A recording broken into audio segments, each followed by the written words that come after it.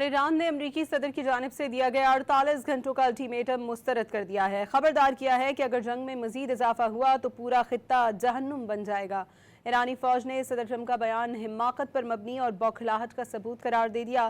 General علی عبدالحی علی آبادی نے کہا کہ ایران کے اہم انفراسٹرکچر کو تباہ کرنے کی دھمکی ناقابل قبول ہے۔ اس پیغام کا سادہ مطلب یہ ہے کہ جہنم کے دروازے امریکہ پر کھل جائیں گے۔